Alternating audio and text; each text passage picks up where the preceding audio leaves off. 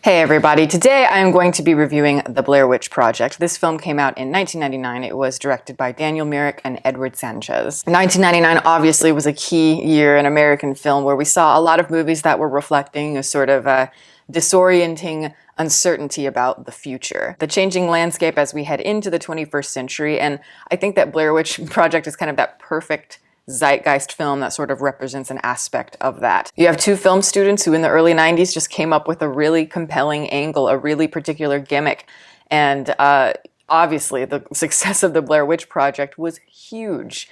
And it spawned a million different films just like it, you know, the found footage genre. It's easy for those to be silly naturally because you have just this giant monster and a person is running for their life while holding a camera seems a little bit far-fetched. But I think in this film it actually really works. I think because they're more aware of what the film is doing in terms of just the effect on us. And I think it's just more mature. It's more of an examination, I think, of the apparatus theory as it pertains to the cinema. It's a very succinct film. It's one of those films where when I was younger, it actually didn't affect me that much. I liked it, but it wasn't particularly scary to me or anything like that. But now, as an adult, when I watch it, I'm quite surprised at how much it affects me. But it is a very, like I said, it's a very solid, very compelling thesis, and it's very simple. And best for them, it's cheap to produce. Very, very cheap to produce. So it's kind of a perfect storm of ideas there. But I would say that this film for me feels very much like it's rooted in two different worlds. It is definitely rooted in the past. It is definitely rooted in the future. And there is a sense of that nostalgic filmmaking sense because you do have like a lot of supernatural horror elements that we've all grown up with. Lots of cliches with the idea of like old haunted house and witches and like the dark woods and all of that.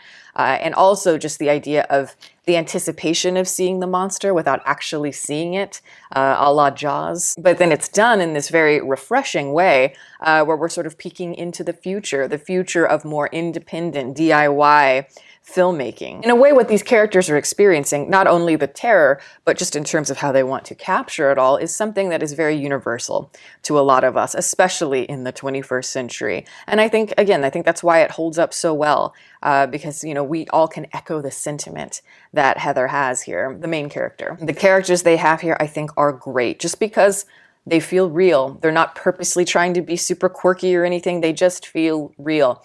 It feels like you're just watching your old college buddies. They feel like average people. They say the things you say, they do the things you do, and you know, they laugh about a lot of the things that we all laugh about among our friends.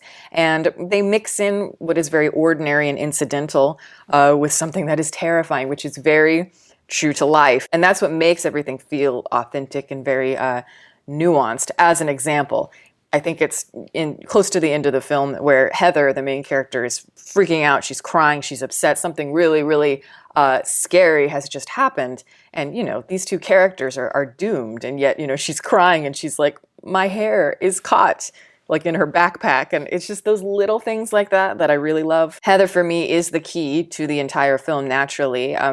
She's very unlikable, but in a way that feels very realistic.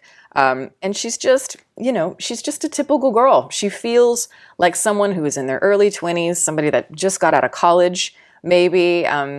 Very typical 90s girl, clearly very academic, and she's nerdy. She hides behind that academia and that sarcasm a lot. She's a real go-getter, but she's also, you know, a know-it-all. But, you know, who isn't at that age?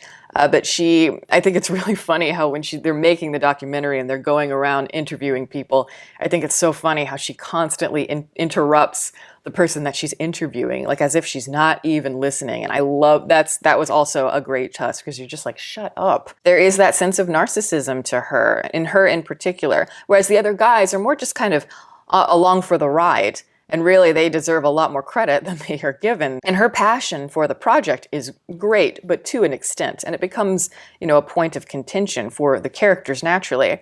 Because what she does here and how she gets her way is cruel. Lying because your ego is too big for your britches, in a sense. It's like, you know, leading people into danger when it so easily could have been avoided. It is very selfish and very naive, but again, it's hard to fault them because they're young kids. They have to learn from their mistakes, and they do learn from their mistakes here, certainly, but perhaps it's too late. But that's why her big revelation in the third act, that confessional that she has, is the most poignant. Because of all of the characters, she seems the least equipped to be able to face her own mortality. She thinks that she's this rebel go-getter type of gal, but she really has no idea what it means to face true fear. And that is why this film to me is so powerful, because I look at the Blair Witch Project, and obviously all kinds of people talk about the witches and everything, and to me, that's less interesting. I look at it more from a broad perspective, though it's more the woods. The woods represent just basic fear to me. They represent death. They represent mortality. I like the idea of that shapeless antagonist. It's much more scary to me, and there's a lot more of those existential themes there. It's the ultimate lack of control, not having any awareness of what's going on around you. And for a lot of people, one of the scariest things in the world is the idea of just one day you're walking in the woods and you disappear. The earth just swallows you and you're never seen from again. Your family is looking for you. FBI, law enforcement, they're all looking for you, and you're gone. And I think there's a lot of people that don't recognize that we're a lot closer to just being lost like that than we think. You know, your cell phone runs out, you lose a map, who knows? We're so much closer to the concept of death than we actually think, and yet not existing is the thing that we somehow cannot accept, a lot of us. We will all lose our lives eventually, and this film is just really merciless, I think, in its depiction of that. And I also really like the visual effect. You know, obviously it's very cheap, and these actors had a crash course on how to work a camera. So, you know, it's not like some great artistic whatever, but yet somehow it's still very effective. It's the idea of that bouncy camera, that very grainy, very cheap look to everything. And, you know, moving the camera around can be very dizzying because all you see are just leaves everywhere. And just the monotony of the woods, especially at night when it's really dark and, you know, they're running and there's just like a swish of like, you just trees going past, just whoosh, whoosh, branches. That is very, very chilling. Even though these woods are very expansive naturally, and it's easy to get lost when you don't have a map, you don't follow a trail. But yet, ironically, the quality of it, the feel of the movie is very claustrophobic because you don't see on the outside of it, you don't see anything external. All you see is from the point of view of these characters. But the irony in it representing this large black abyss of sorts, to me, is very powerful. And I love that, you know, obviously, there's not going to be any score, there's not going to be much fancy editing or anything like that to assist a lot of these very bleak themes, these feelings of isolation and terror, and that's just the way to go. It feels more realistic, which is what the film is going for. And obviously that was in 1999, so very rudimentary, but it's grown into this idea where we all have our own cameras. We all are recording our world for social media, for Instagram stories, whatever it is that we do. And it's all, you know, within our control, all how we want people to see us. But it does beg the question. It's like, what is more real, your social media persona and how you see the world in that sense, or what is real? And to be honest with you, I often struggle with the difference. Sometimes I don't know where the internet ends and where reality begins. There is a dreamy quality to like the merging of the two. And you can make that same connection, as I've said many times before, between dreams and movies. The relation is kind of perfect, which is why, again, I think the film works so well. And we have the ability to make the world disappear pretty much even, you know, just with the virtual reality and such. And not that that's a bad thing, but, you know, there are certainly things about that that can be naturally concerning. I think all three of them, but especially Heather, you know, if they had been millennials, if they had been Gen Z, I think they'd all be whizzes at social media, and they'd probably be doing a lot of the same things, just more technologically advanced than it might have been in 1999. But the key is she is always wanting to filter her reality. The more that danger becomes apparent, the more she can't let go of that camera.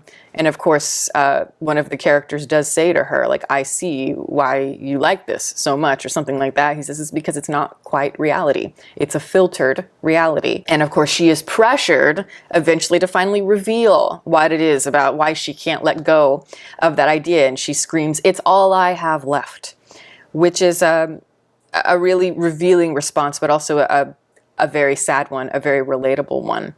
It's just, again, it's that means of control, that that desperation we have for escapism. And she's so in denial, and she's starting to realize, you know, that we might starve. We may not make it out of this. For real, we may not make it out of this. But there's just this hope that no, that can't happen. This is America. This is 1999. There's technology. Like, people will know that we're gone. They will be able to find us. America is not going to save you from death. America is not going to save you when it's your time. There is a line in the movie that might be my favorite one, and it is where she says, "I'm scared to close my eyes, and I'm afraid to open them." And I think that that captures the philosophy of the film and all of what I'm talking about really, really perfectly. It's an odd phenomenon, just the idea of film, like recording something that is in front of you, but then also being able to manipulate it to your desire. And it is this strange place between like what is real, what is right in front of you, and what is a fantasy, and what you can construct cinematically out of it. Films like Videodrome and Peeping Tom are some great horror movies that I think explore that absolutely brilliantly in some of the best ways. But it is easy sometimes to be very cinematic and hide behind that, the smoke and mirrors, rather than getting to the honesty of something. And I think that there's a real honesty to this film. And in part, again, it's because you don't really see anything in the film. Nothing really becomes literal. The witches are never actually literal here. Some might say that that's a jip. Some might say that that's a cop-out. To me, it makes it all the more effective. Again, it's the ultimate terror, not being able to know what happens to you. And death always comes from behind, Scarface style. It's devastating. It almost reminds me of like the end of The Sopranos in a way, just encompassing how much the weight of life and existence means, but yet the futility of it ultimately. The Blair Witch Project might be simple, but I do think even nowadays it feels really riveting, just kind of falling into the movie as you do. And there's a real passion and energy behind it. They found a way to strip all of the horror elements back to the ones that we connect to the most strongly, the most primal, most deep-rooted fears, and yet the most vague of fears. Never actually embodying that literally. To me, it's just the ultimate genius. So if you haven't seen it, watch it. It's perfect for Halloween. If you have seen it, watch it again and realize it's actually pretty good. And that is my review. Thank you guys so much for watching. I'm going to plug my website as always. It is deepfocuslens.com. I am an artist. I do commissioned portraits and I sell prints of my work. If that's something you're interested in, you can always go to the website below. And if you have a question about a commission or a portrait, you can always email me. My email is in the description box below. Also, I want to give a shout out to my Patreon supporters. Thank you guys so much as always. If you are interested in becoming a patron, the link for that is below, as well as the rest of my social media information. You can watch more videos here, and you can subscribe if you'd like. Catch you next time.